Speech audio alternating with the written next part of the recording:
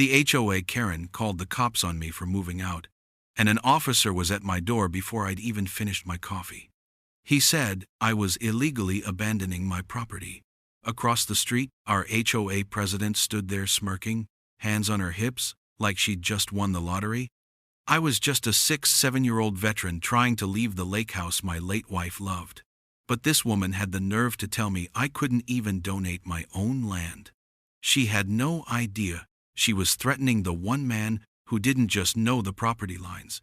He helped draw them for the entire county. Where are you watching from? Let me know in the comments, because this takedown is one for the history books. And if you believe every homeowner has the right to peace and dignity, hit subscribe so you don't miss seeing this HOA get what it deserves. The knock came at 7 in the morning, sharp and official. Not the friendly rap of a neighbor dropping off mail, but the kind that means business.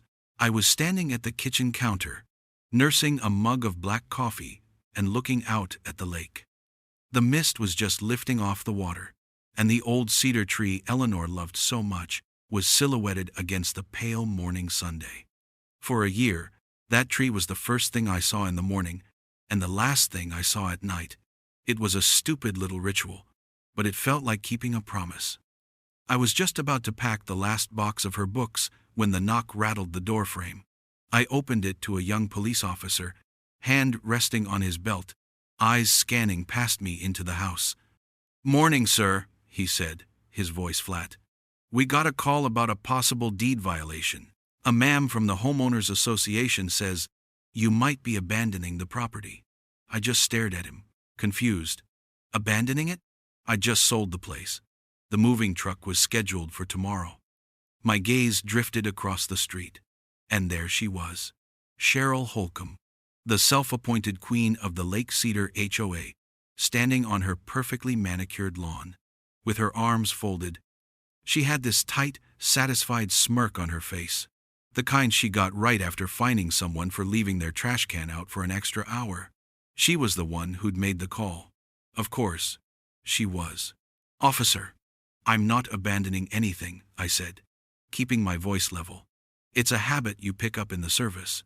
Never let them see you sweat. I'm moving out. The house is sold. Closing is next week." The cop tilted his head, unimpressed. "Well, she's claiming you can't just leave. Says it's in the covenants. Something about maintaining continuous occupancy." I felt a slow, hot burn of anger start in my chest.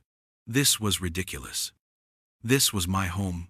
Eleanor and I had built it 30 years ago, long before this HOA even existed. This was the place she'd wanted to be when the cancer got bad. We'd sat on that porch and watched 1,000 sunsets. Leaving was already tearing me apart. But it was time. I was downsizing, moving into a smaller place in town, and donating the back acreage to a local wildlife trust in Eleanor's name. She would have loved that. But now, here was Cheryl Holcomb, turning my grief into a public spectacle. She started walking across the street, moving with that stiff, purposeful stride of someone who believes their own rules are law. She stopped about 10 feet away, next to the officer. "Tom," she said, her voice dripping with fake concern. "We just want to make sure everything is in order. You understand, we have rules to protect property values." She gestured vaguely toward the back of my lot. "And I heard this rumor about you donating the woodland parcel. You can't do that. That land is under HOA jurisdiction." I almost laughed. I knew the deed to this land better than I knew my own name. I'd surveyed it myself, back when I was still working for the county. I knew every boundary marker, every easement, every single iron pin in the ground. I knew for a fact the HOA's reach stopped a good 50 yards short of the woods. "Cheryl, you're mistaken," I said calmly. "The HOA has no claim on that parcel. It's separate." Her smile tightened. "That's not what our documents say. We can't have unmanaged land connected to our community. It's a liability." The officer was just standing there, a silent observer at a tennis match he didn't understand. I could see a few of my neighbors peeking through their blinds, Old Mrs. Gable from next door, the young veteran Matt Brody and his wife Lisa 2 doors down. They'd all had their run-ins with Cheryl. Now it was my turn. Humiliation washed over me.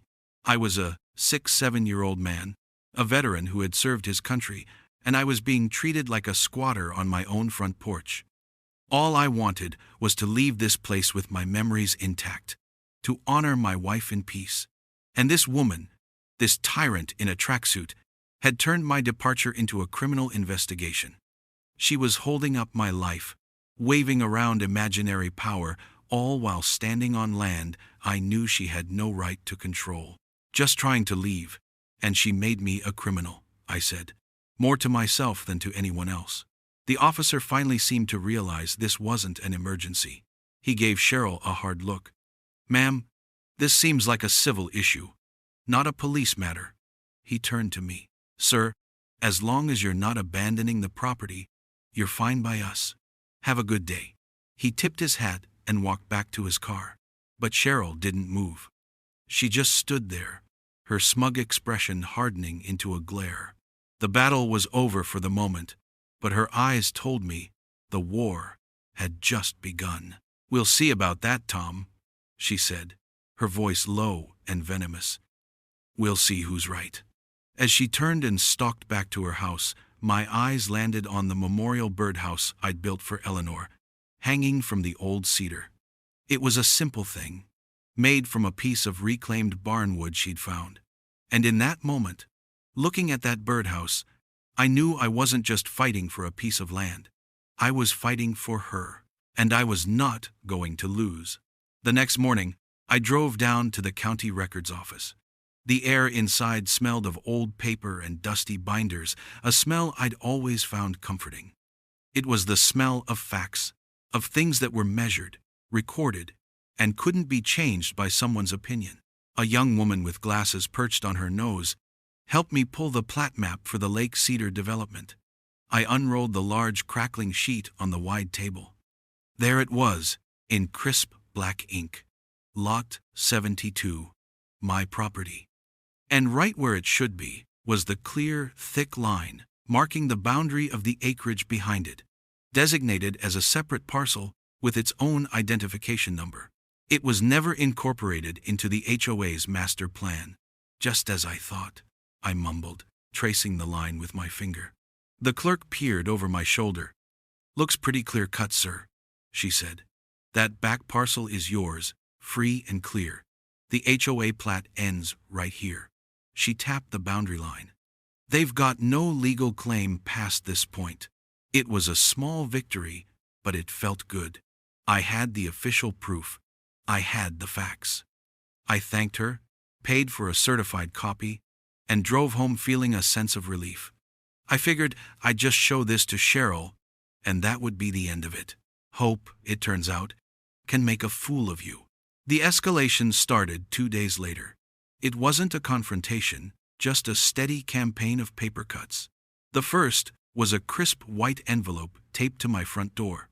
Inside was a violation notice. $200. The reason? The moving truck I'd hired had apparently left tire marks on the grass verge in front of my house. A destruction of community property, the letter called it. The next day, another envelope. $150 for abandoned materials. A stack of flattened cardboard boxes I'd left neatly tied by the curb for recycling day. Then came the most ridiculous one of all.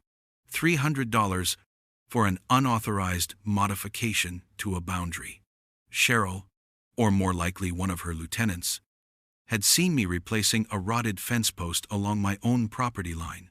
The fines were absurd, but that wasn't the point. They were meant to harass, to bleed me dry, to make leaving so miserable that I'd just give in. I ignored them. I knew they were baseless, and I had more important things to do. The move was just days away, and packing up Eleanor's things was taking a toll. Every little trinket, every book, held a memory. I was carefully wrapping her favorite reading lamp when I looked out the window toward the old cedar tree. Something was wrong. The memorial birdhouse, the one I'd built for her, was gone. My heart sank. I walked outside. a cold dread creeping into my gut. I found it on the ground, lying in a heap of splintered wood. It hadn't just fallen, it had been pulled down and smashed. Lying next to the debris was another white envelope. I ripped it open. It was another violation notice, this one from Gina Wallace, Cheryl's clipboard-wielding second in command. The fine was for $50. The reason cited was installation of non-approved architectural element. That's when the quiet sadness I'd been carrying for a year turned into something else. Something cold and hard. That birdhouse wasn't an architectural element. It was a memory. Eleanor had found the wood on a walk, a weathered piece of oak from a collapsed barn. We'd designed it together on a Sunday afternoon. I'd built it in my workshop, and she'd sat with me, sanding the edges smooth. They hadn't just taken down a birdhouse. They had trespassed on my property and desecrated a memorial to my wife. They had crossed a line from which there was no coming back. That evening was the monthly HOA meeting. I went, clutching my certified map and the stack of bogus fines. I was still going to try reason. I thought if I presented the facts to the other homeowners, they would see how insane this was. The meeting was in the community clubhouse, a stuffy room with fluorescent lights and stacking chairs. Cheryl sat at the front, flanked by Gina and Dale Skinner, the retired mall cop who patrolled the neighborhood like it was a war zone. When the floor opened for new business, I stood up. "I'm Tom Ward, from Lot 72. I began, my voice steady. "I have a few items to discuss. First, the harassment and baseless fines I've been receiving." I held them up. "Second, the destruction of my private property." I put the pieces of the birdhouse on the table. "And finally," I said, unrolling the county map, "the HOA's false claim over my back acreage. This is a certified plat map from the county records office, confirming the HOA has no jurisdiction." Cheryl didn't even look at the map. She banged her gavel. "Mr. Ward, you are out of order. Fines are to be disputed in writing with the Violations Committee. As for the land, our lawyers are already reviewing the matter." She gave me a triumphant little smile. "And I'd advise you to halt any plans to donate that land to the Wildlife Trust. If you attempt to transfer the deed, we will pursue immediate legal action to block it." She banged the gavel again. "Next item?" I was dismissed. Just like that. The other residents just stared at their feet. Matt Brody, the veteran from down the street, caught my eye and gave a slight, frustrated shake of his head. He knew it was a losing fight. I walked out of that room, the jeers of Cheryl's cronies following me. I drove home and sat in the quiet, half-empty living room. Hope was gone, replaced by a cold, simmering rage. It felt like they had won. Defeated, I walked to the hall closet and pulled out an old heavy metal lockbox from the top shelf. It was my old surveyor's field box, filled with things from my past life. I hadn't opened it in years. I set it on the dusty floor, the latches clicking open with a loud snap. Inside, beneath a collection of compasses and measuring tools, were my old field logs. I pulled out a bundle of rolled survey maps, a private contract bound with a rubber band, and finally, a dusty, forgotten file folder. The label on it was typed in an old font. It read, "County Easement Agreement, 1989 to 2044. And suddenly I remembered. The dust motes danced in the single beam of my desk lamp, illuminating the faded type on the folder. County Easement Agreement, 1989 to 2044. My breath caught in my throat. I hadn't thought about this document in decades. It wasn't just a memory, it was a key. I carefully opened the folder, and the smell of old paper filled the quiet room. Inside were diagrams, legal descriptions, and contracts signed in triplicate. And just like that, I wasn't Tom Ward, the grieving retiree anymore. I was Tom Ward, the land surveyor, who put this whole area on the map. The years rolled back. Before I built my house here, before the manicured lawns and the little white mailboxes, this was just undeveloped county land. I was a contractor back then, one of a handful of surveyors the county trusted to map the new growth areas. For 2 years, I walked these woods, not as a homeowner, but as a map maker. My job was to draw the lines, not just for property lots, but for everything that makes a community function. Drainage zones, so the lake wouldn't flood. Utility easements for power and water. Zoning dividers for residential and conservation land. I hammered in the iron rebar pins that marked the true corners, the ones buried a foot deep in the earth that developers were supposed to respect. I didn't just build my home here. In a way, I helped build the entire county boundary system. I remembered the developers who came in later to build the Lake Cedar community, a fast-talking group from out of state. They were in a hurry, eager to sell lakeside properties. I knew they'd cut corners. They used their own survey crew, a cheaper outfit that probably just shot lines from the main road instead of finding the official county benchmarks I had set. It was faster, cheaper, and usually close enough that no one noticed. But close enough isn't the same as right. Cheryl Holcomb was running her little kingdom based on a flawed map.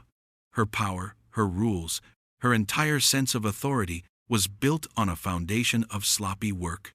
She thought she was defending a fortress, but she was living in a house built on sand. The anger that had been burning in my gut since she destroyed Eleanor's birdhouse cooled and solidified into something else. Purpose. There would be no more arguments at meetings. No more showing her maps she wouldn't look at. The time for talking was over. The time for measuring had begun. For the next few nights, I became a ghost. I waited until well after midnight, when the only lights in the neighborhood were the faint blue glow of televisions. Then, I'd slip out the back door with my old equipment. I had my original field logs, the GPS on my phone, and a pouch full of brightly colored surveyor's flags. I moved through the woods behind my house, the woods Cheryl claimed were hers, with the quiet confidence of a man walking through his own living room. The work was methodical, calming. I found the old county benchmark, an official brass disc set in concrete, hidden under a tangle of overgrown vines. It was the absolute point of truth from which all other measurements were based. Working from that point, I started retracing the lines, my lines. Each flag I pushed into the soft earth was a small, silent statement of fact. This coordinate is the line for the utility easement. This one marks the start of the public drainage corridor. I wasn't just working on my own property anymore. I was re-establishing the reality of the entire development. I wasn't guessing, I was proving. On the third night, as I was coming back from the tree line just before dawn, a porch light flicked on. It was Matt Brody, the veteran from down the street. He was sitting on his steps, a cup of coffee in his hand. He'd clearly been waiting for me. "Tom," he said, his voice low, "I see you out here every night. What are you doing?" He nodded toward his own house. "Cheryl's giving us grief now. Sent a violation because our new storm door is a half-inch too wide. Said we have 48 hours to remove it or face fines." He sighed, the sound heavy with exhaustion. "Lisa is beside herself. We just want to be left alone." He looked at me, his eyes searching my face for some sign of hope. "Are you just going to let her run you out of town?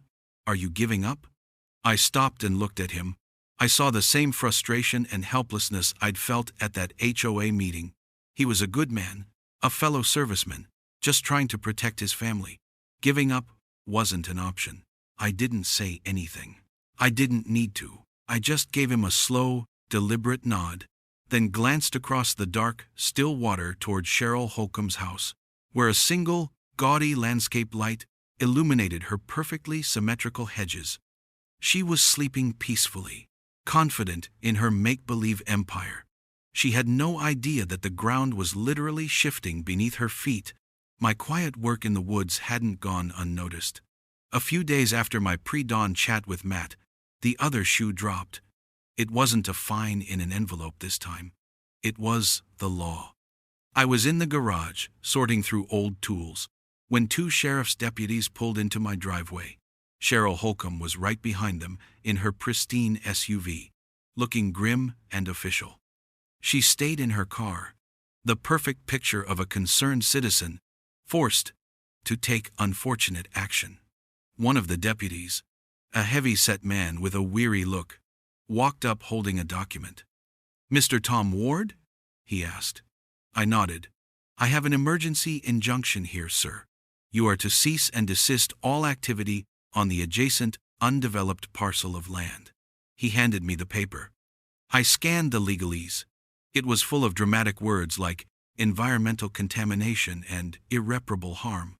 Cheryl had claimed to a judge that my nocturnal activities, planting the survey flags, were actually me illegally dumping chemicals that were threatening to pollute the lake. She was painting me as some kind of eco-terrorist. It was a complete fabrication, but a judge somewhere, seeing the words emergency and lake contamination, had signed it without asking too many questions. "This is a lie," I said, my voice dangerously calm. The deputy just shrugged.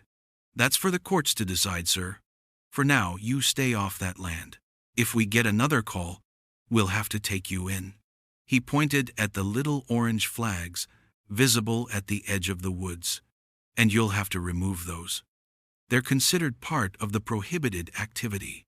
They watched as I walked over and pulled each flag from the ground, the plastic stems making a soft zipping sound as they came out of the dirt. Each one felt like a small defeat. The news spread through the neighborhood like wildfire. Dale Skinner, the HOA's wannabe cop, made sure of it, walking from house to house to inform residents about the dangerous situation I had created.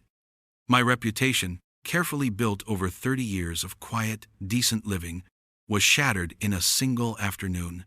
People I used to share a friendly wave with now looked away when I drove past. They saw the sheriff's cars, heard the word contamination, and assumed the worst. The damage was immediate. I got a call from the director of the Wildlife Trust. He was apologetic but firm. "Tom, we have to put the land donation on hold," he said. "Our board can't be associated with an active legal injunction, especially one involving environmental claims. I'm sorry, but our hands are tied until this is cleared up." The one thing I was trying to do to honor Eleanor's memory was now in jeopardy because of Cheryl's lies. She hadn't just attacked me, she had attacked my wife's legacy. That night was the lowest point. The moving truck was just a few days away, but the fight had gone out of me. The house was an echo chamber of memories, each empty room a reminder of what I had lost. I sat on the floor of the living room, the last piece of furniture being an old armchair, and held a framed picture of Eleanor and me. We were younger, standing on the empty lot that would become our home, plans for the house rolled up in my hand. We looked so happy, so full of hope. "I'm sorry, Ellie," I whispered to the picture. "I think I messed this up." I had tried to fight with facts, with maps and deeds, but she had fought with lies and fear, and in the court of public opinion, she was winning. I felt a profound weariness settle over me. Maybe it was time to just leave. Sign whatever papers she wanted, pay the stupid fines, and walk away. Let her have her rotten little kingdom. I was staring out the window at the dark lake when I saw the mail truck pull up to the community mailbox at the end of the street. It was late, but sometimes the rural route ran behind. I didn't feel like moving, but a small, nagging thought told me to go check. Maybe there was a final utility bill, something I needed to take care of before I left for good. I walked down the quiet street, the air cool and damp. I unlocked my little metal door, number 72, and pulled out a small stack of junk mail. And then I saw it. Tucked between a credit card offer and a grocery store circular was a stiff, formal-looking envelope. It wasn't from the HOA. The return address was stamped in official blue ink, the county executive's office. My heart gave a strange little thump. It felt heavy, like a registered letter. I slid it open with my house key, right there under the streetlight. It was a single page, dense with legal text, but I didn't need to read the whole thing. My eyes snagged on a few key phrases. In response to your inquiry of, I hadn't made any inquiry. But then I realized, the clerk at the records office, the one who had helped me with the maps, must have flagged my file for a supervisor. The letter went on. We can confirm the existence of a dormant public access and utility easement, originally granted in 1989, stretching along the northern and eastern boundaries of the Lake Cedar development. I read it again, the words jumping off the page. It wasn't just a simple easement for a power line. It was a wide corridor of land the county had retained rights to, dormant, but not gone. I knew exactly which easement they were talking about. I had mapped it myself. It was the one I'd been marking with flags, and as I stood there, under the lone street light, a 30-year-old memory hit me with the force of a physical blow. I knew precisely where that easement ran. It ran right around the edge of the HOA. And Cheryl Holcomb's prized corner lot, her perfectly manicured fence, and a good 10 feet of her prize-winning rose garden, they were sitting squarely on top of it. She didn't just live next to county land. She was squatting on it. And thanks to that old agreement, that land wasn't just the county's. Technically, it was still mine. That certified letter from the county wasn't just a confirmation. It was ammunition. The despair I'd felt just an hour earlier evaporated, replaced by a surge of adrenaline I hadn't felt in years. It was the feeling you get when the tide of a battle turns, when the path to victory suddenly becomes clear. Cheryl thought she had me cornered with her phony injunction, but she'd been so busy building her little sandcastle of rules that she never bothered to check if she was building it on her own beach. The very next morning I was back at the county offices. Not the records room this time, but the planning department. The place where things get done. I filed a simple one-page form, an official intent to activate dormant easement rights. It was a dusty corner of public land law, but perfectly legal. I was formally notifying the county that the quiet, unused corridor of land I had mapped all those years ago was about to become active. And in the section of the form that asked for the intended use, I wrote in clear block letters, Community Access Road. The clerk stamped my form, took my filing fee, and just like that, the fuse was lit. The first explosion came 48 hours later. It started with the sound of a heavy truck lumbering down our quiet street. I was sitting on my porch with a cup of coffee, waiting. Cheryl came out of her house, a scowl already on her face, ready to write a citation for commercial vehicle noise. But this wasn't a delivery truck. It was a county road crew. 2 men got out, carrying traffic cones and a large metal sign. Cheryl marched over to them, hands on her hips. What is the meaning of this? You can't just block our street. The foreman, a big guy with a sunburnt neck, just looked at the work order on his clipboard. Ma'am, we're not blocking the street. We're opening a new one. He pointed to the strip of grass and trees at the end of the cul-de-sac, the very land her injunction was supposed to protect, the land my easement ran through.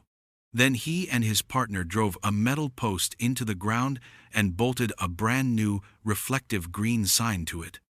It read, Public Road, no OA restrictions. They were creating a bypass, a road that went around the Lake Cedar front gate. Cheryl just stood there, her mouth opening and closing like a fish. The HOA's only real source of power was that front gate. It allowed them to control who came in and out. By activating that old easement, I hadn't just opened a road. I had stripped her of her primary weapon. She went ballistic, screaming about lawyers and property rights. But the county workers just ignored her and started clearing brush. The county bends to the owner. And in the case of that easement, I was the owner. That night, I called a few of my neighbors, the ones who'd been on the receiving end of Cheryl's tyranny, Matt and Lisa, the Gables, a few others. I invited them over to my garage. I had a projector set up, displaying a satellite image of our neighborhood on the garage door. When they had all gathered, looking confused and a little nervous, I picked up a laser pointer. Okay, I began.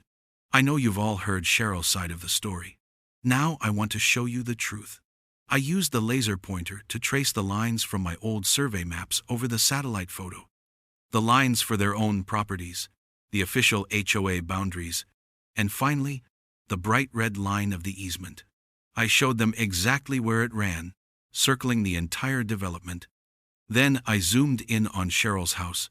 The little red rectangle I projected sat right on top of her back patio and a slice of her house. She says, "I'm breaking HOA rules," I said, keeping my voice low and steady. "But this map here, that's the official county boundary. And this little rectangle under her house, that's my land." You could have heard a pin drop. They just stared, their faces a mixture of shock and dawning comprehension. The power in the neighborhood, which had always flowed from Cheryl's house, was beginning to shift. Word spread fast.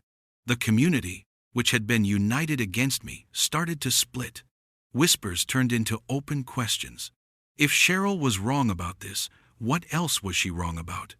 She tried to fight back, of course. She sent out a frantic email, accusing me of land theft and endangering the community with my rogue road. But the damage was done. Her authority was cracking.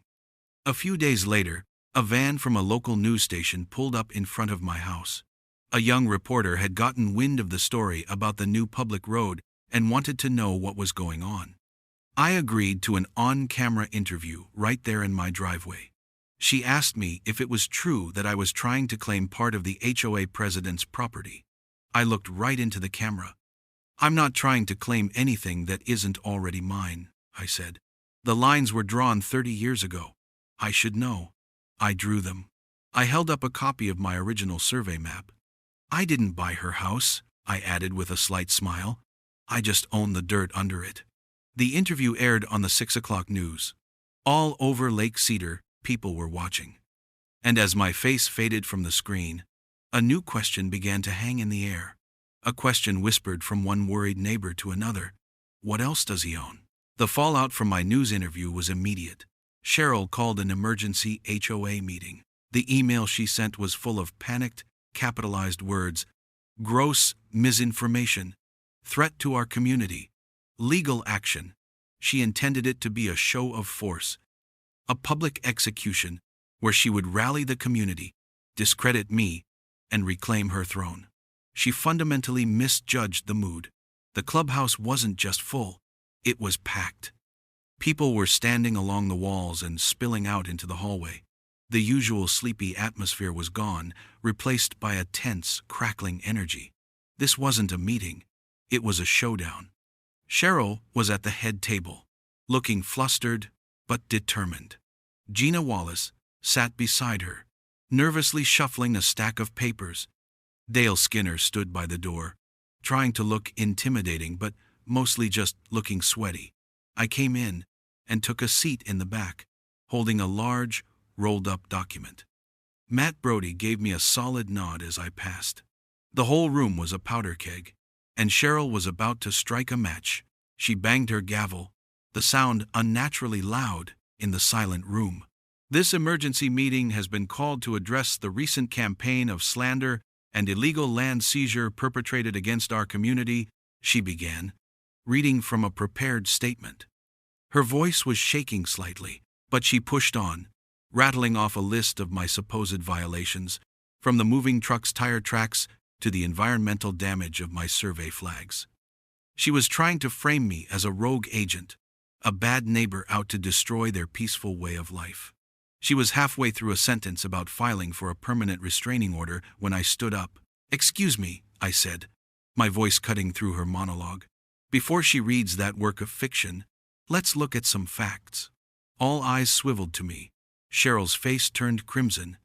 "You are out of order, Mr. Ward. Sit down." But it was too late. I was already walking to the front of the room.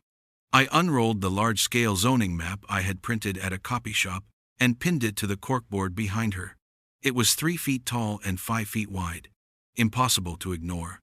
"This," I said, tapping the map, "is not an opinion. This is the official, filed, and recorded plat from the county of Cedar Ridge." I took my time. Using a red marker, I slowly traced the undisputed boundary of the Lake Cedar HOA. Then, with a blue marker, I drew the outline of the county easement, the one she'd been illegally occupying. The blue line sliced right through her property, a vivid, undeniable scar. I didn't use jargon or complicated terms, I just spoke plainly. For years, this HOA has been operating on a faulty map. A cheaper one, probably. But the official lines have never changed. I then walked them through the chain of title for the easement, showing how the rights were assigned to me as part of my original contract work, and never extinguished. Finally, I played my trump card.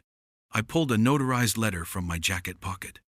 This morning, I announced to the silent room, I finalized the creation of a land conservancy trust in my late wife's name. This trust is now the legal owner of the easement and all the land I'm donating. As the acting trustee, I'm required to manage its assets responsibly. I unfolded the letter. And according to a fair market assessment, the Lake Cedar HOA's unauthorized use of the trust's land for landscaping, fences, and general access constitutes a significant encroachment. I paused, letting the weight of my next words sink in. Therefore, the trust has issued its first invoice. It's for 30 years of back access fees. The total owed comes to $38,650.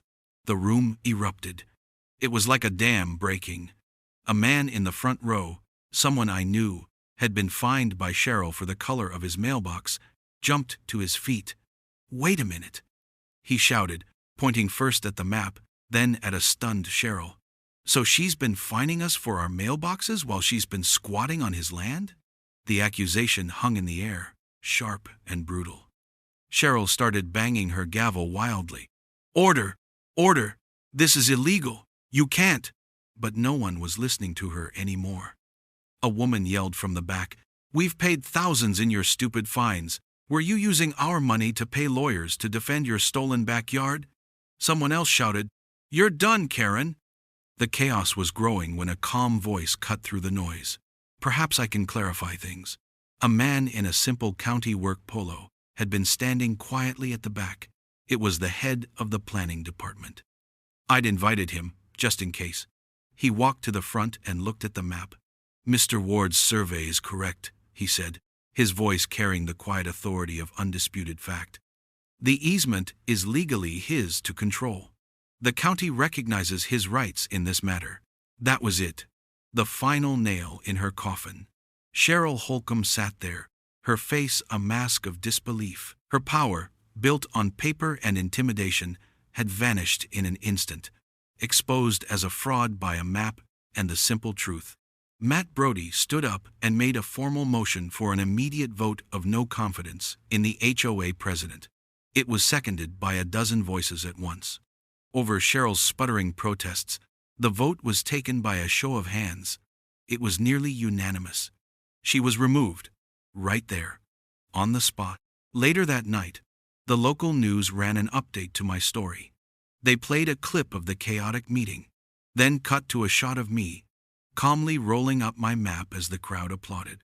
The headline on the screen read, "Retired Surveyor Proves HOA Wrong, Wins Battle for Property Freedom." The war was over, and for the first time in a long, long time, I felt the peace Eleanor had always talked about. I thought her public humiliation at the meeting would be the end of it. I was wrong. People like Cheryl Holcomb don't just accept defeat. Their world is built on the belief that they can't lose, so when they do, they don't retreat. They just get more desperate. Losing her presidency didn't chasten her. It unhinged her. Her spiral started small. She began sending frantic, rambling emails to the remaining HOA board members, claiming the vote was illegitimate and that I had used doctored maps to trick everyone. When they ignored her, she moved on to forging signatures on a petition to have herself reinstated. One of the neighbors she claimed had signed it happened to be on vacation in Florida at the time, which made that lie pretty easy to disprove. Her desperation escalated. She tried to bribe a local building inspector to declare the new public access road unsafe. He promptly reported her to his supervisor, who then forwarded the complaint to the district attorney's office. She was digging her own hole deeper with every frantic shovelful of dirt. The final, pathetic act came a few weeks later. I was getting ready to finally move, most of the house packed into boxes, when I got an alert on my phone. It was from a small trail camera I had set up near the back of my property, overlooking the land I was donating. I'd put it there to watch the deer, but it caught a very different kind of animal that night. The video was grainy, shot in the black and white of infrared, but the figure was unmistakable. It was Cheryl, sneaking around in the dark. She was carrying a gardening trowel and a small bucket. She was creeping onto my land she now knew with absolute certainty wasn't hers, and furtively digging up clumps of dirt. She was collecting soil samples, no doubt to get them tested as part of some insane last-ditch effort to prove her contamination lies.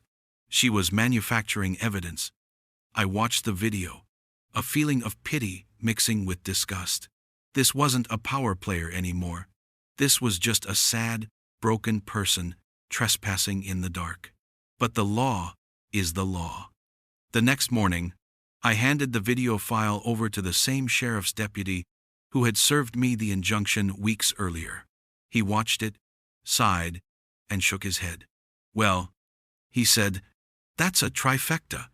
Trespassing, attempted evidence, tampering, and she's already under investigation for bribery." 2 hours later, a sheriff's car pulled into her driveway. This time, it wasn't a warning. Cheryl was arrested on her perfectly manicured lawn, the same spot where she had stood, smirking at me, what felt like a lifetime ago.